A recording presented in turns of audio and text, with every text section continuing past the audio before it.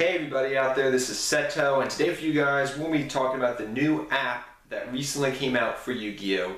Called Dueling Nexus. Now, this is not sponsored in any way by Konami or whatever you think. It's not sponsored at all. This is just my feelings and my thoughts after actually playing the app. Now, a lot of people on my channel have been asking me, Seto, what are your thoughts about that new app? I've been getting a lot of comments about it. The app came out about 2 weeks ago, about 2.5 weeks ago, I guess you could say now, and I wanted to play with it for a bit and just, understand it, how it works, and basically my feelings on it and my thoughts on it. Because after I sat down and I was thinking about what I wanted to say in this video, I kind of found out very quickly that there was a lot of things I want to discuss about. So first off, nobody really in the Yu-Gi-Oh community that plays competitively is really even talking about this. I haven't seen any other Yu-Gi-Tuber that does Yu-Gi-Oh videos really talk about it.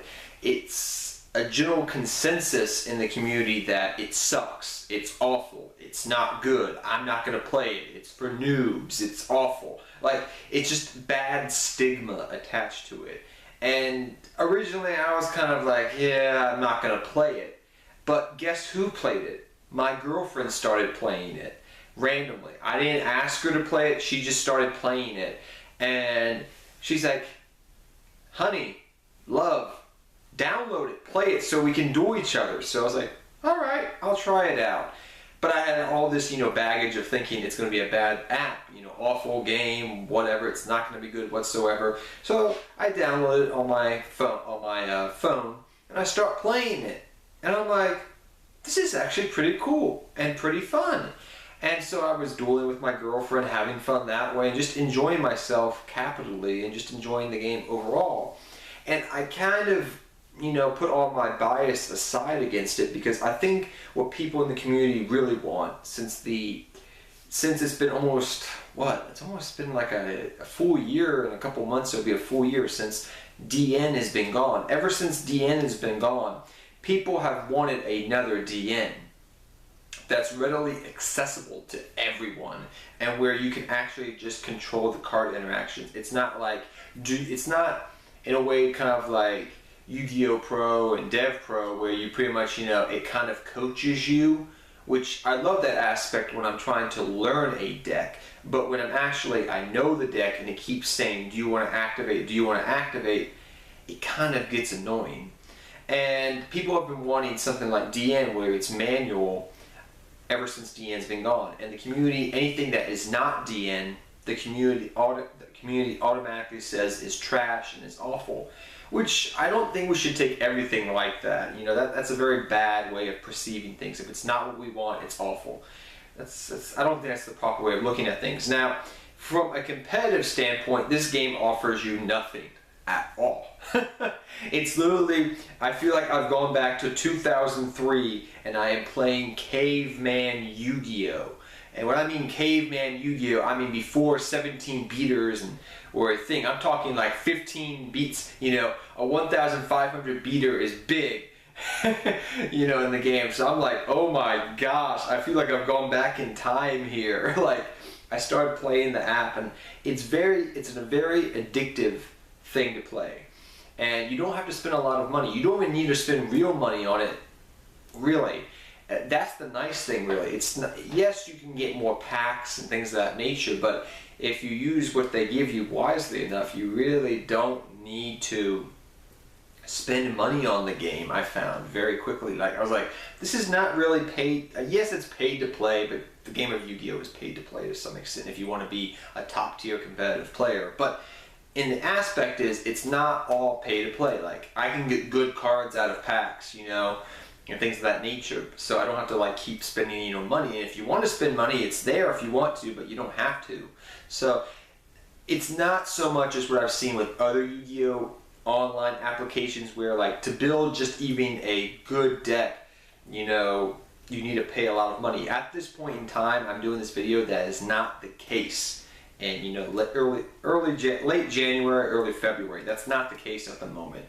I could buy packs and I could go against people online and I could beat them and they could beat me, and it was back and forth type of duels. The only time I would lose is if somebody had gone, I was losing to players from Japan because they've had the app out for a long time, I guess, and they have like higher rankings, so they get better cards. So you just need to advance your rank and you'll get better cards and open up Pandora's box. And if you're a good deck builder, you know, you do fine.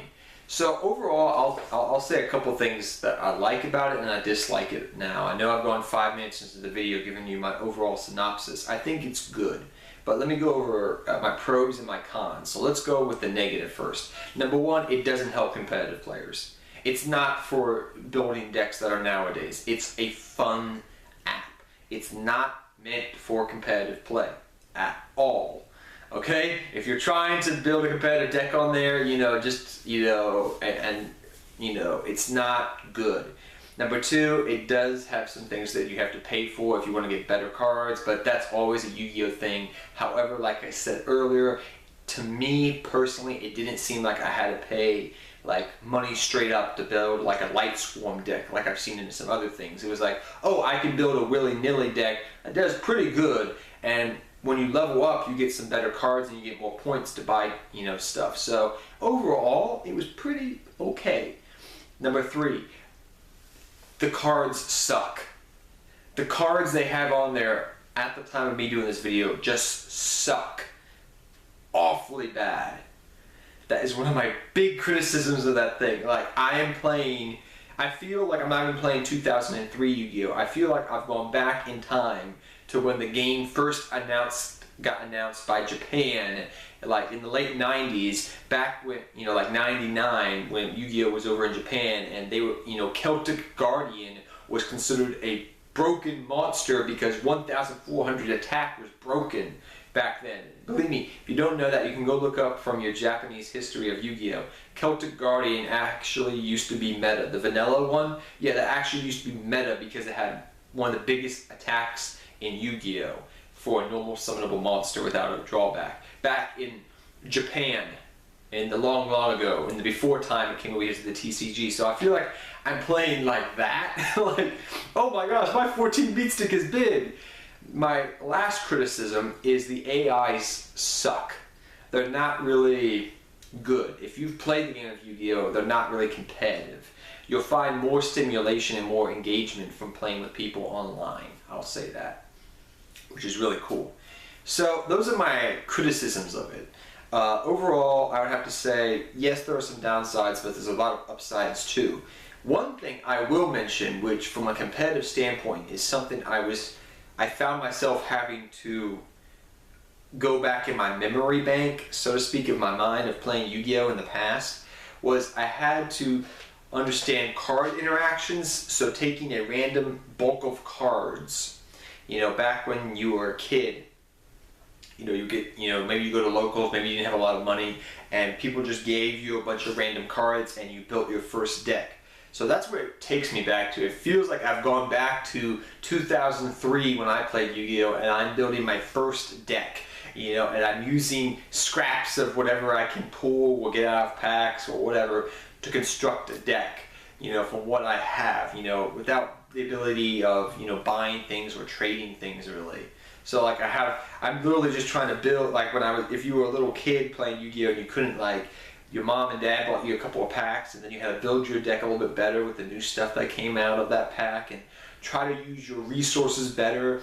The one thing I will admit the game does also well from a competitive standpoint, it teaches you how to properly plus.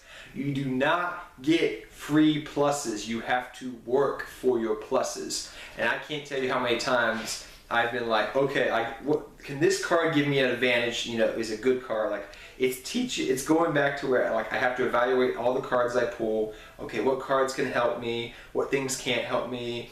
You know, how can I plus properly when I'm dueling? Like, okay, what cards can give me a little slight edge over my opponent and then another edge and another edge, and before you know it, I've won the duel. So it teaches you some old school fundamentals that are basic to the game of Yu-Gi-Oh! I will admit that, but it doesn't do that in a competitive scene or aspect.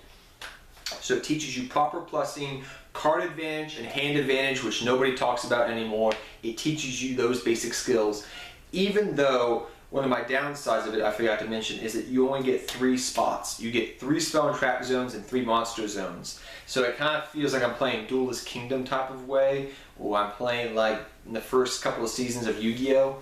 The original show. So that's what it kind of reminds me of. It does suck and that you don't have a open field, but it's a simulator that's not built for competitive play. It's built for casual fun.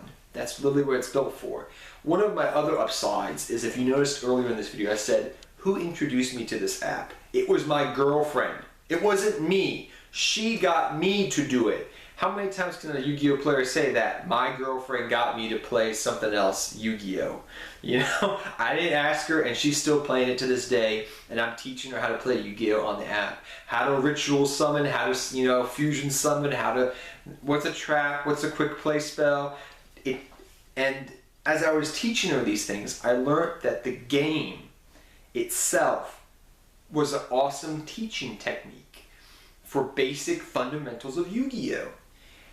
The game has gotten to a point where we're going to have a new mechanic coming out of here soon. So you're going to have ritual, fusion, synchro, exceed, pendulum, something else, and then you got like all these other, you know, important key aspects, chain links, you know, the list goes on and on. Card rulings, card text.